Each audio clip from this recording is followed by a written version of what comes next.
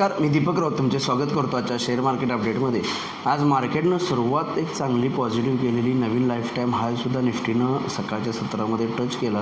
पण दुपारच्या सत्रामध्ये 22,783चा आधीचा 22,775 होता पॉईंटमध्ये नवीन हाय टच केला. दिवसभर मोमेंटम पॉझिटिव्ह राहिला, पण क्लोजिंग सेशनला दुपारी 2:30 नंतरनं मार्केटला शार्प सेलिंग विटनेस बघायला मिळालं.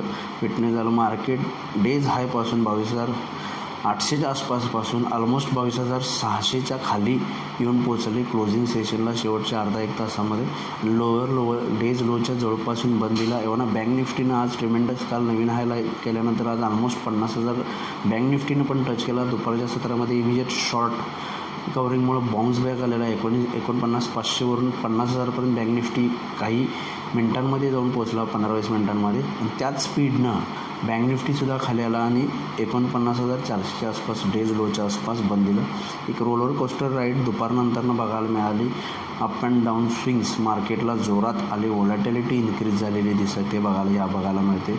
मार्केटला बऱ्याच ट्रेडरला अपेक्षित होते की वन वे अपमूव्ह देईल नवीन लाईफ टाईम हाय केल्यानंतर, पण मार्केट नवीन लाईफ टाईम ह्याच्या आसपास सस्टेन झाले नाहीत आणि जोरात शार्प फॉल क्लोजिंग सेशनला दिला, जे एक्सपायरीमुळं आणि उद्या सुट्टी आहे त्यामुळं आपल्याला कदाचित मला वाटतं बघायला मिळालं असेल.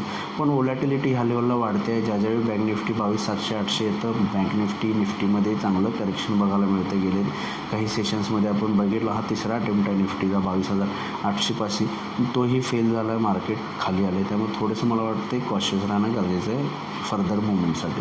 ओव्हरऑल दिवस चांगला राहिला, पण क्लोजिंग सेशनला जो आहे थोडासा रोलर कोस्टर राईड, थोडंसं फिअर प्रॉफिट बुकिंग शार्प सेलिंगमुळे मार्केट जे आहे ते डेज हायपासून डेज लोला येऊन बंद झालं. निफ्टी जवळपास 38 पॉईंट मायनस आहे. Bank Nifty flat 27 point. Sensex 200 point मायनसमध्ये जाऊन बंद झालेला आपल्याला बघायला मिळतो. उद्या सुट्टी आहे 1 मे महाराष्ट्र दिन. गुरुवारसाठी ट्रेड करायचं असेल तर गुरुवारी परत निफ्टीची एक्सपायरी आहे. 22,600च्या अबाव मेंटेन राहिला तर मार्केट फर्दर 22,750-800पर्यंत जाण्याचा अटेम्प्ट करू शकतं, पण 22,750-800 स्ट्रॉंग रेजिस्टन्स आहे. अनलेस अँड अनटिल मार्केट जे आहे निफ्टी 22,800च्या वरती मेंटेन राहत नाही तोपर्यंत फर्दर अपसाईड येईल असं मार्केटला वाटत नाही. एक स्ट्रॉंग रेजिस्टन्स फॅक्टर आहे 22,600च्या खाली. आणि आजचा जो डेज लो आहे 22,580च्या आसपासचा, जर त्याच्या खाली आलं तर मला वाटतं निफ्टी जो आहे तो फर्दर 22,500पर्यंत खाली येऊ शकतो. 22,500 इमिजिएट बेसिसला शॉर्ट टर्म एक टेक्निकली चांगला सपोर्ट आहे. त्यामुळे निफ्टीला 22,600च्या खाली 22,500, हायर लेवलला 22,750-800 स्ट्रॉंग रेजिस्टन्स झोन आहे. Bank Nifty similarly 49,500 first resistance आहे. त्याच्यावरती राहिला तर 49,800 ते 50,000पर्यंत जाण्याचा प्रयत्न होऊ शकतो. अदरवाईज 49,500च्या खाली राहिला तर 49,000पर्यंत येऊ शकतो. 49,000 एक स्ट्रॉंग सपोर्ट आहे. 49,000च्या आसपास एक इंट्राडेमध्ये बाईंग ऑपॉर्च्युनिटी गुरुवारी बघायला मिळू शकते जर 49,000पर्यंत खाली आला तर.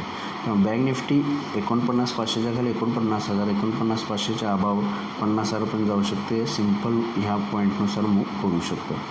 यानुसार तुम्ही निफ्टी बँक निफ्टीमध्ये गुरुवारी ट्रेड करू शकता. आज NSEमध्ये 1,013 शेअर्स वाढले, त्यावेळेला 1,217 शेअर्स पडलेत. निफ्टीमध्ये 24 शेअर्स वाढले, त्यावेळेला 26 शेअर्समध्ये पडझड झाले.